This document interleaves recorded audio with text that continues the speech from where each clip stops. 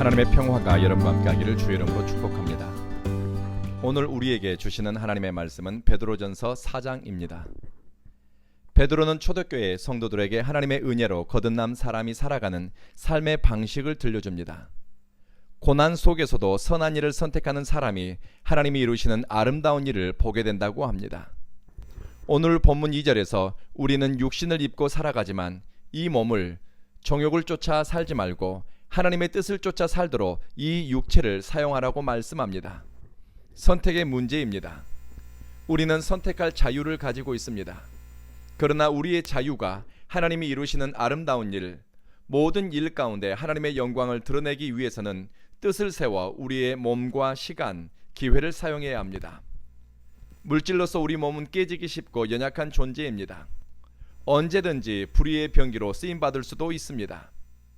그러나 이 몸이 하나님께 온전히 드려지고 그리스도를 닮아가도록 나를 주님께 맡긴다면 하나님의 성령이 머무는 거룩한 성전으로 사용됩니다. 베드로에게 고난은 특별한 주제였습니다. 베드로는 그리스도인이 삶 속에서 마주하는 고난을 그리스도의 고난과 연관시켰습니다. 그리스도를 위해 살기로 뜻을 세운 사람은 그리스도와 함께 고난받는 것도 과정의 일부로 받아들이게 됩니다. 그러니 고난과 시험의 한 가운데를 통과하면서도 내가 정금같이 나올 것을 소망하게 됩니다. 그리스도를 위해 고난을 받는 사람은 죄가 그를 길들이도록 내버려 두지 않습니다.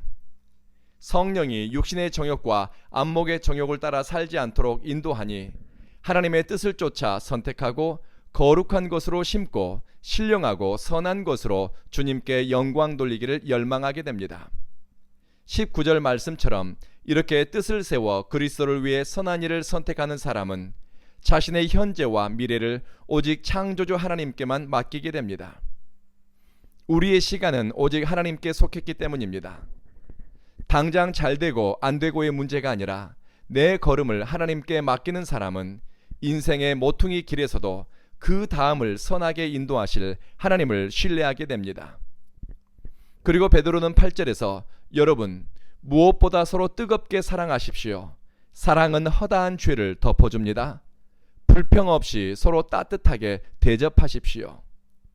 몇 년 전 김세별이라는 유품 정리사가 1,000명이 넘는 사람들의 죽음과 또 그들의 마지막 유품을 정리하면서 느낀 이야기를 책으로 펴냈습니다. 대부분 홀로 죽음을 맞이하거나 외롭게 죽어간 사람들, 죽음의 순간마저도 배려받지 못한 사람들이었습니다. 작가는 이런 이야기를 합니다. 우리에게 정말로 남는 것은 집도 명예도 돈도 아닙니다. 누군가를 마음껏 사랑하고 또 사랑받았던 기억, 그것 하나가 인생의 마지막 순간을 행복하고 또는 의미 있게 한다고 합니다.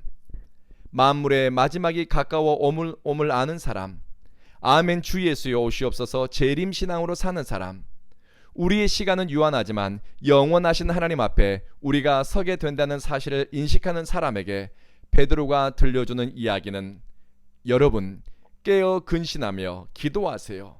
무엇보다 뜨겁게 사랑하세요. 이 말씀을 가슴에 품고 살아갑니다. 그리스도인의 삶을 가장 선명하게 드러내는 것은 환난과 고난을 통과하면서도 기도하는 일에 게으르지 않고 사랑을 위해 선택하기 때문입니다.